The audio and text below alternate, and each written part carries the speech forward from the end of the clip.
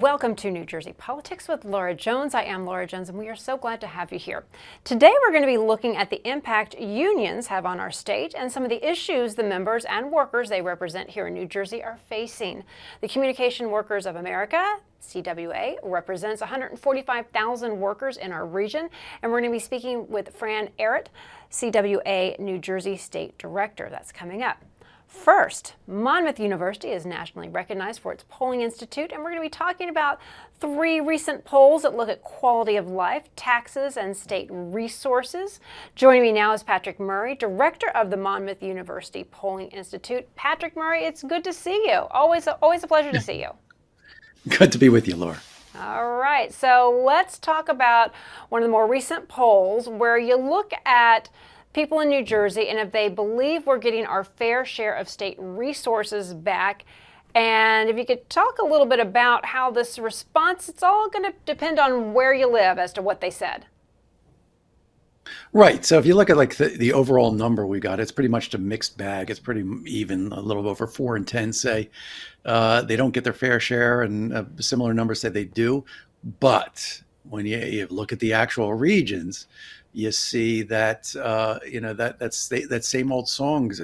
Those of us who grew up in South Jersey know it all along. Is that South Jerseyans say they do not get their fair share, much more than any other group in the state. In fact, it's Central Jersey who feels that they get, or are the most likely to get their fair share. And in North Jersey, I think what's interesting on that one is while opinion is kind of split, there are a number of North Jerseyans who will actually say, no, we do get more than our fair share. About 20% of them do say that. So, in South Jersey, they say North Jersey gets much more than their fair share.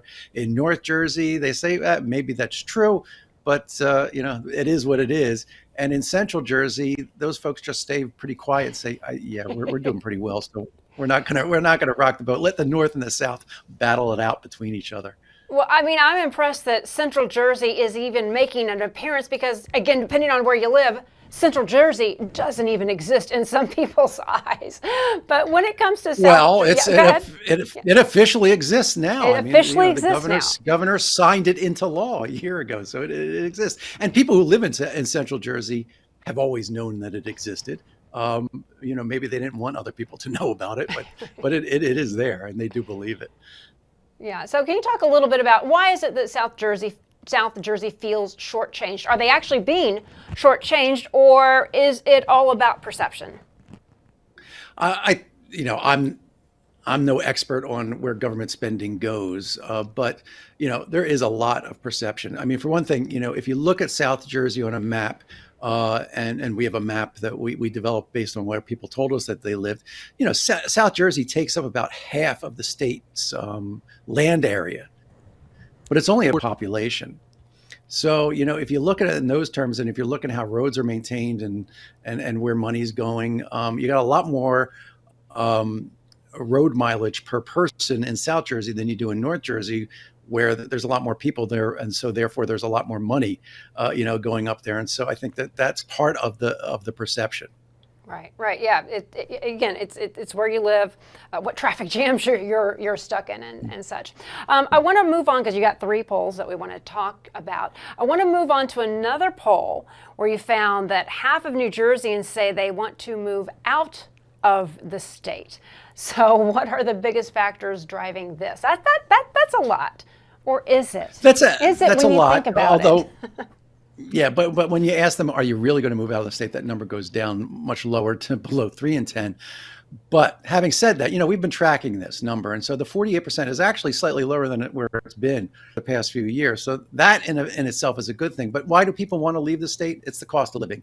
And the number one thing in cost of living that people kind of, pin up on their bulletin board and say, this is what's wrong with New Jersey is our highest in the nation property taxes. That is the one reason why people say, I've got to get out of here. Now, there are reasons why they're going to stay, many of them, despite the high costs, their family, the job opportunities, and so forth. But one of the things that we do see is the people who say that they're really going, not only do they want to leave, but they're very likely to do that. It's probably going to be after they retire, after their kids have gone through New Jersey's really good schools, after they've gotten all the job opportunities, cultural opportunities of living in New Jersey. Those are the folks who are probably pick up and leave because they don't want to continue to pay those high property taxes that funded all those things that they used before that they don't think they're going to continue to use. No, it doesn't have anything to do about the weather. As someone who grew up in Florida, very little. Right? Yeah, it's much less about the weather than it is about the costs. Yeah. Well, and it, also it's when you talk about people who want to move as opposed to people who feel like they don't have any choice but to move because they can't afford it.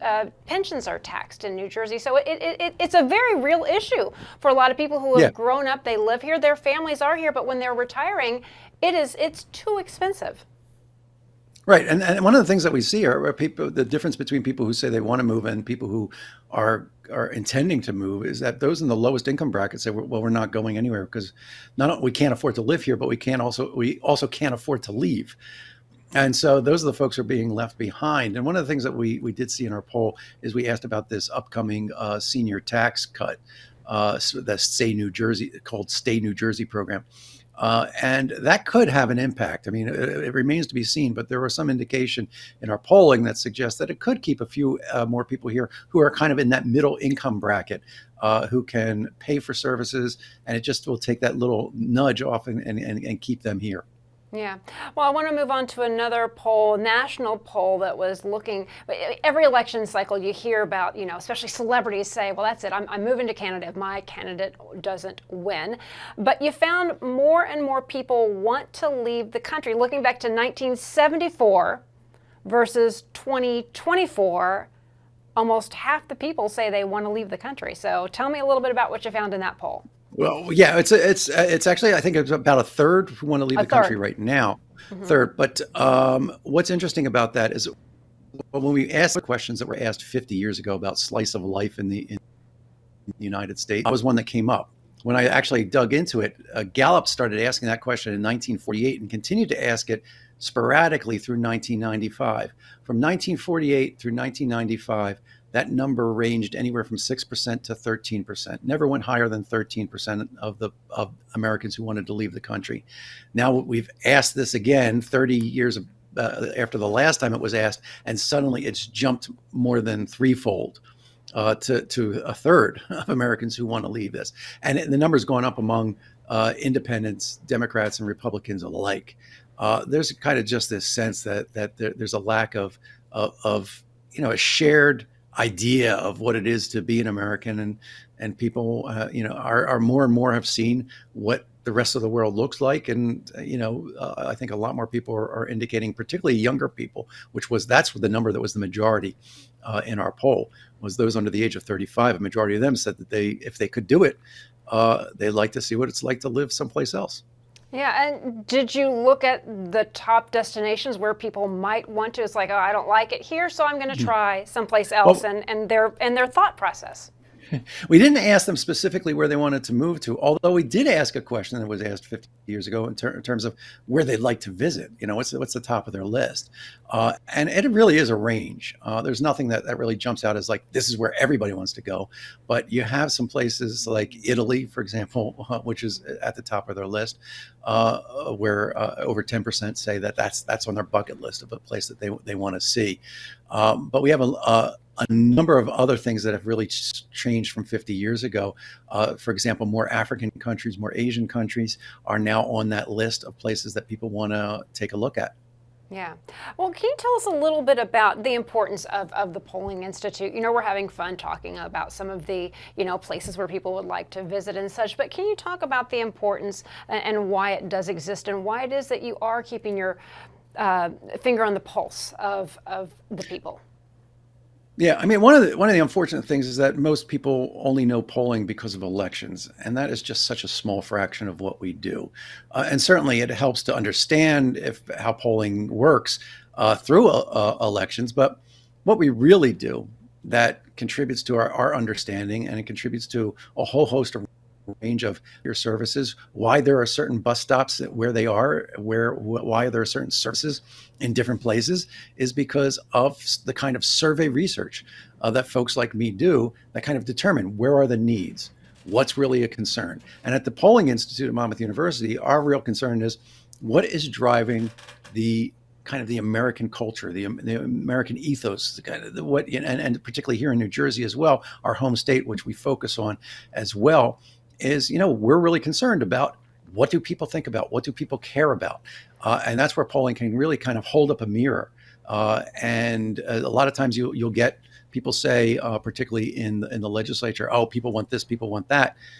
Polling can provide a gut check to that. Is that really true or not? And that's the job that we do. That's what I think my job is to, whenever somebody goes out there and says this is what people believe, my job is to either confirm it or show that the data don't support that. Yeah, well, I mean, that's where you and I got to know each other, is we see each other in Trenton. You're there during legislative sessions, whether they are voting, whether they are tackling committee hearings or what have you. You're there, and you're taking the pulse, and then kind of almost fact checking them, if you will. Is that accurate? Yeah, because it's all tied together. Good government, the way we run our elections, the way we pass legislation. The voice of the public needs to be involved in that process, and that's, I think, the role of a public pollster like myself, is to help inject that voice into that discussion. All right, Patrick Murray, Monmouth University, thank you so much for taking the time to talk to us. It's always good seeing you, and I look forward to seeing you back in Trenton again. Yes, same here, Laura.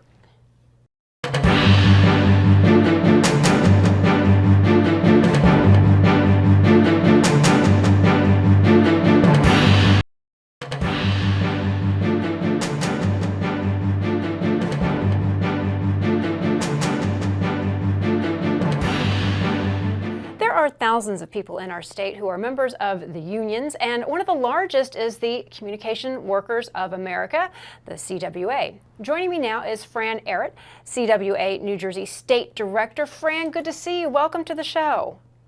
Good to see you too, Laura. Glad to be here.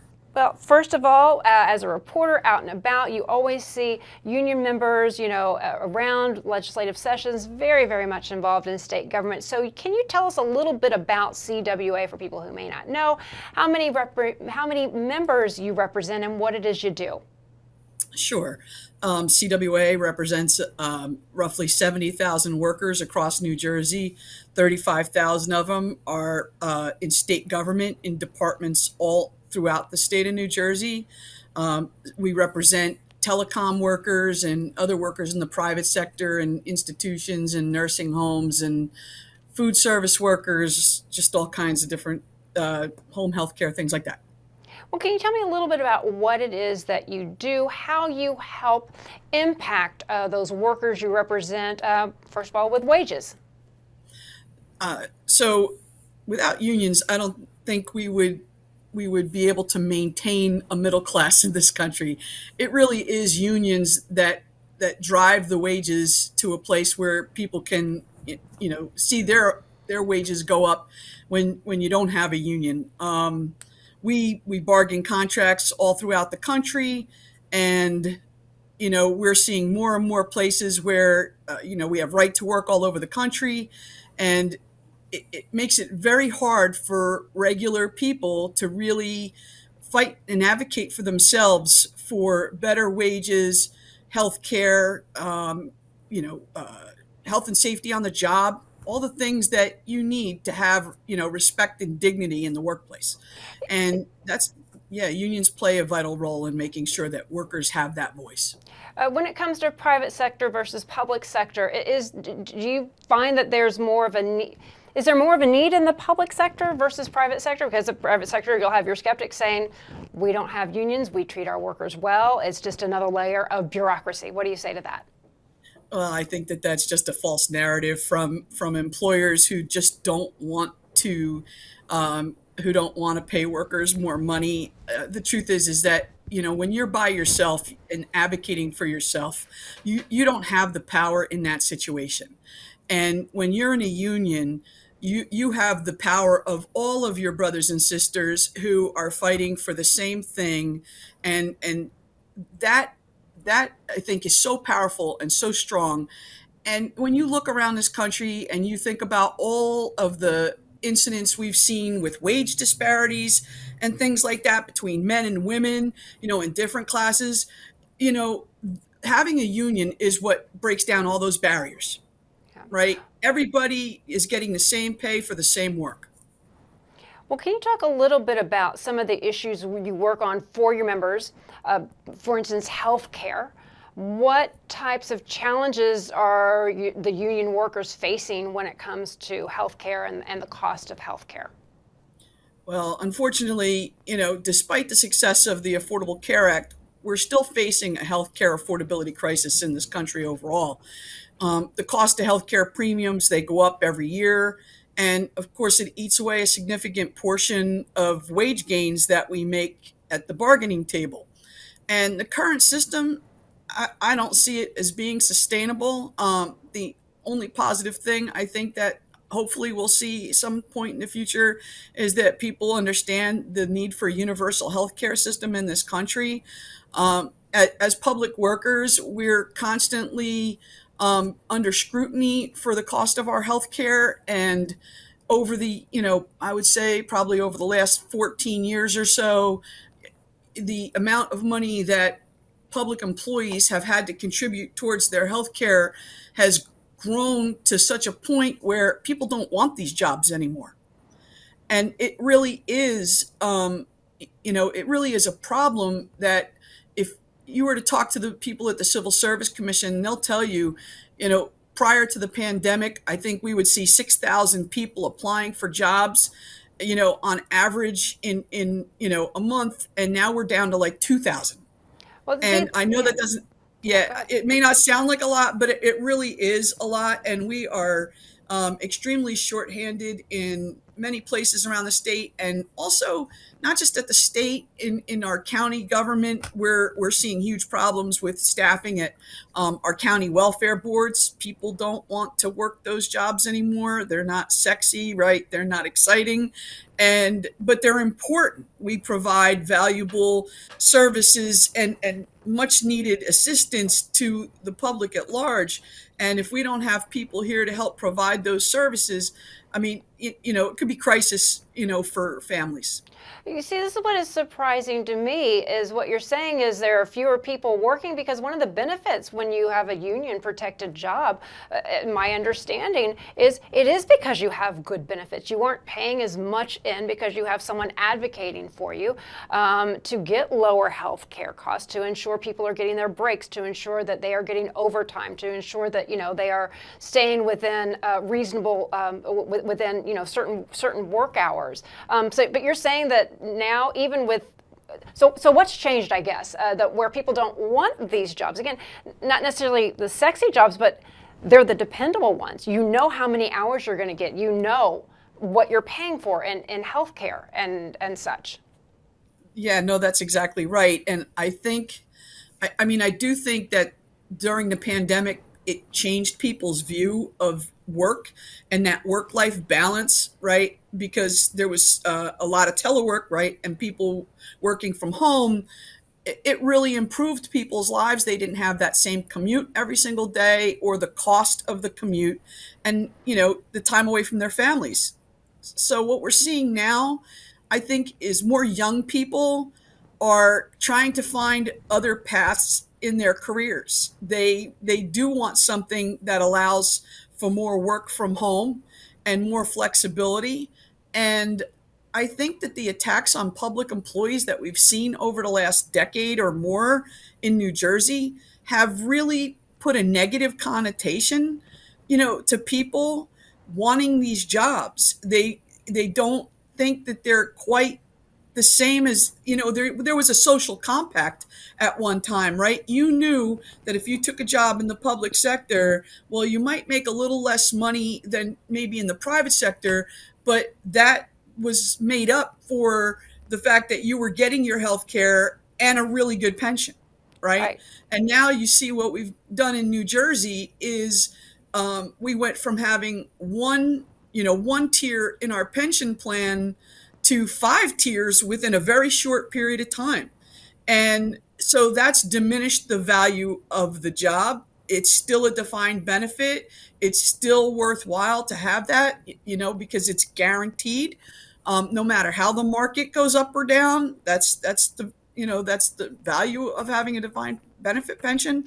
But the cost of the healthcare is really something that we have to get a grip on. And we're working with a coalition of unions and community partners to address some parts of it. We're trying to raise attention to the hospital price gouging that goes on. Some of that was exposed during the pandemic, but not in a huge significant way. But we did find out when there were some audits being done that Blue Cross Blue Shield was paying millions of dollars more to hospitals in some cases for different procedures that were just not necessarily, just overpaid. And, if we were to do a real thorough audit, I wonder, like how much we would find, if somebody was really looking strongly. But what we're trying to do is say, there's a federal law that requires hospitals to post their prices for the different procedures and things, services that you go there for. And most hospitals just ignore it. There's no real enforcement mechanism. So one of the things we're trying to do on a state level is codify those federal requirements into state law, which would allow state regulators to enforce it here in New Jersey. Some of this has gone on in other states. Yeah, right? We could probably dedicate an entire show just to talking about how certain places bill and trying to get an understanding even if you're just paying for it yourself if you don't have insurance. That is a whole another topic. But getting back to what it is that you do, what you're representing, and some of your priorities right now. Again, as a reporter in Trenton for many decades, you've always got the CWA there on legislative days, on hearings. Can you talk about some of your priorities right now? We're in a budget season right now, where lawmakers are deciding how are our tax dollars going to be spent. What are some of your priorities right now?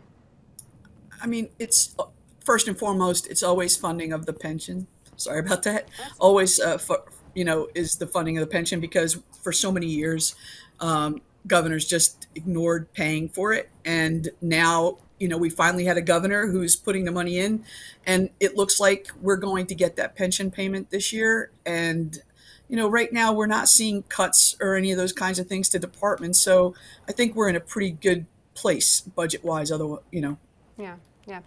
Well, in New Jersey, there's always an election. There's always somebody running.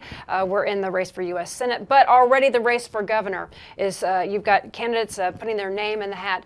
And historically, if you get a union endorsement, that has been a very big deal for the candidates. So can you talk a little bit about how you as a union look at those running for office and how you choose who to back, and why the CWA and why unions find it important to endorse candidates? Well, it affects our everyday life, especially as a public employee. Essentially, when you're talking about the governor's race, you're essentially talking about electing our boss. And so, of course, we care about that very much. And we have an interview process that we will go through. We have, questionnaires that we send out, asking different candidates for what their opinions are on the issues that our members care most about. And then we'll bring them in for interviews, and they'll meet with our legislative political committee, and they'll have a chance to give an opening statement and answer questions. And then there's a voting process that goes on. And you can be assured that we'll be paying very close attention to the next governor's race and really vetting those candidates. And that race is well underway. Fran, thank you for taking the time to talk to us, and hopefully I will see you around Trenton and we can catch up in person then. Okay, thanks, Laura. Appreciate it. All right, thank you. And that will do it for today. I'm Laura Jones. Thanks so much for watching New Jersey Politics. We look forward to seeing you back here next time.